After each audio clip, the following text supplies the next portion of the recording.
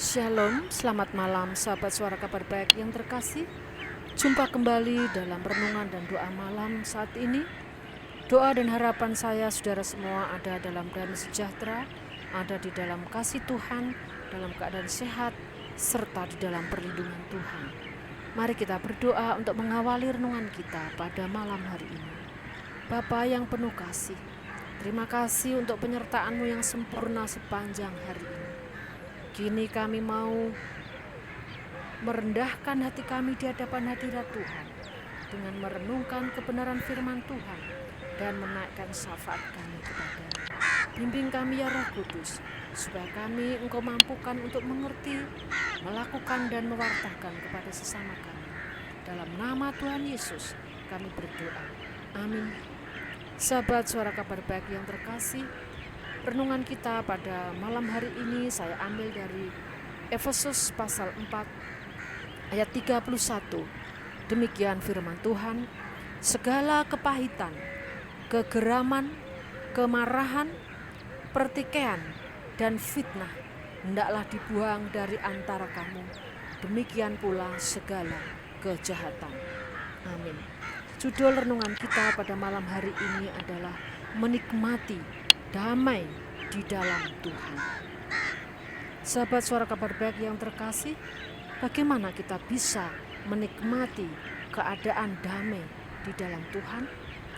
Kesibukan kita sehari-hari membuat kita hidup di dalam belenggu kemunafikan, hidup di dalam kemarahan, hidup di dalam pertikaian, hidup di dalam kegeraman, dan hidup di dalam fitnah menfitnah, sehingga semua itu menjadi kepahitan di dalam hidup kita. Firman Tuhan yang sudah kita dengar pembacaannya tadi mengingatkan saya dan saudara untuk hidup menikmati damai sejahtera di dalam Tuhan. Bagaimana cara kita hidup di dalam damai sejahtera di tengah-tengah kesibukan, kekerasan dunia ini? Saudara, firman Tuhan tadi menasihati kita. Kita harus bertekad kuat untuk memperbaiki hati kita.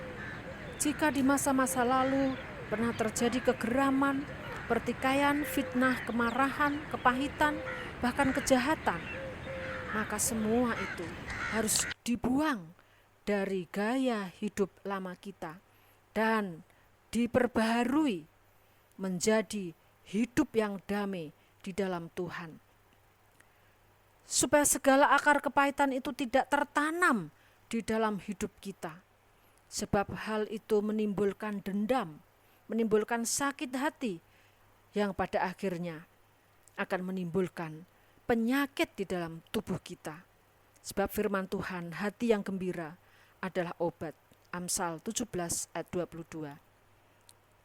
Saudaraku yang dikasihi oleh Tuhan, sebagai pelaku-pelaku dari firman Tuhan, anak-anak Tuhan harus taat untuk melakukan perintah Tuhan, bukan?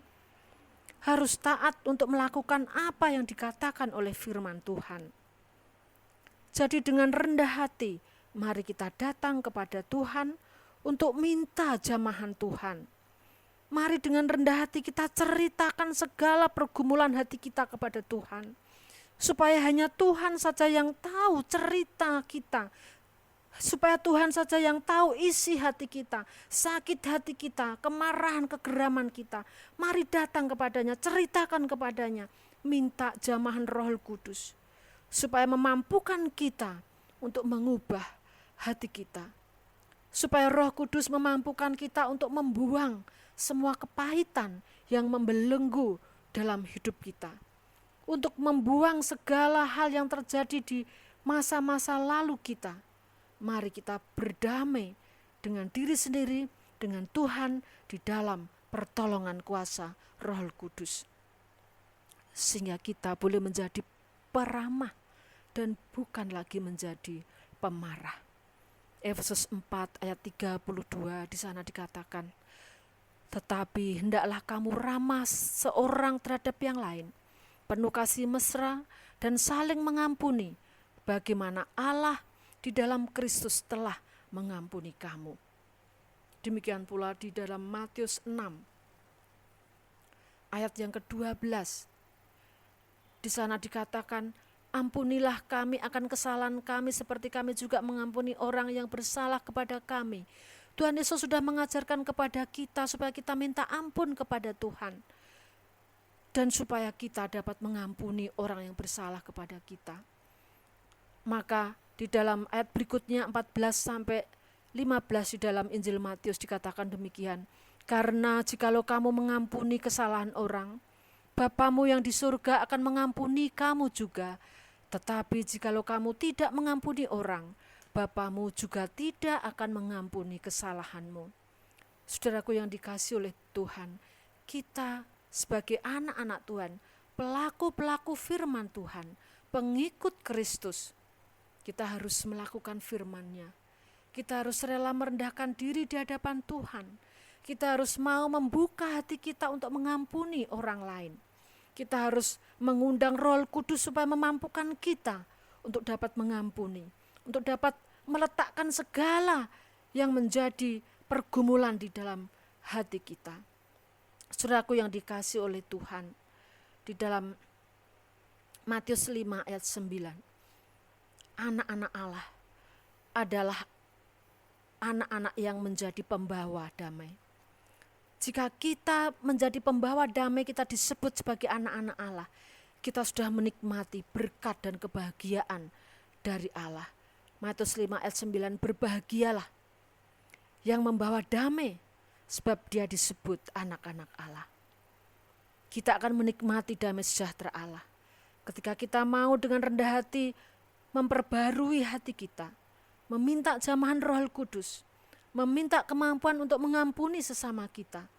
Kita sudah diampuni, maka kita akan menikmati damai sejahtera Allah, memiliki damai sejahtera Allah, menikmati di dalam hidup kita. Filipi 4 ayat 7, damai sejahtera Allah yang melampaui segala akal akan memelihara hati dan pikiranmu dalam Kristus Yesus.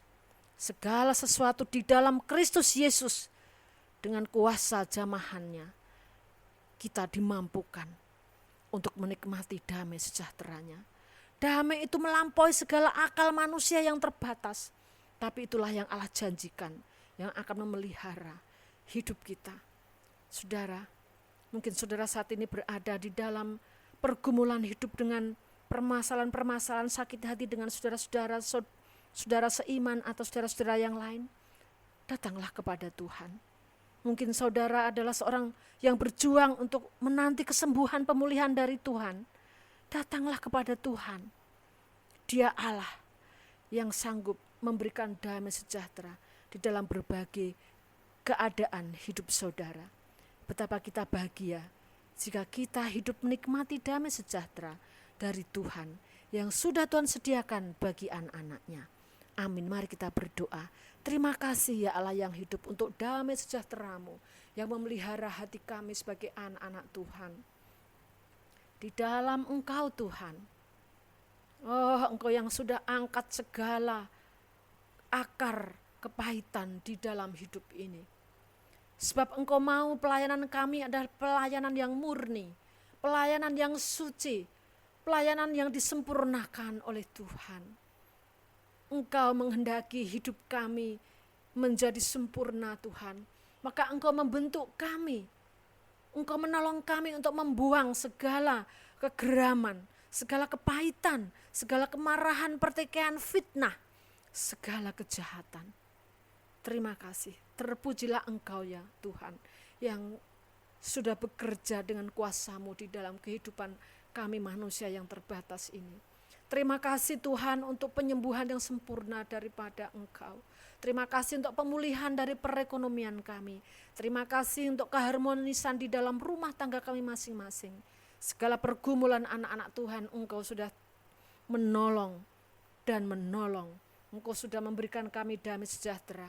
Maka kiranya hidup kami hanya menjadi kepujian dan kami boleh menikmati damai dan sukacita di dalam Tuhan.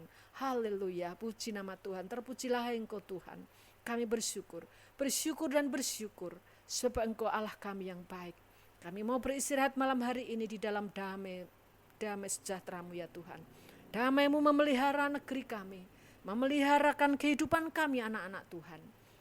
Ya Allah kami yang hidup, kami mau menikmati berkat-Mu sebelum kami istirahat kami pada malam hari ini. Di dalam berkat Bapa, Putra, dan Roh Kudus yang menyertai kami, kami pohonkan berkat rahmat dan damai sejahtera-Mu. Terpujilah Engkau Tuhan. Dalam nama Yesus kami berdoa dan mengucap syukur. Haleluya. Amin. Selamat malam Bapak Ibu Saudara. Sampai bertemu pada renungan berikutnya. Tuhan Yesus memberkati. Amin.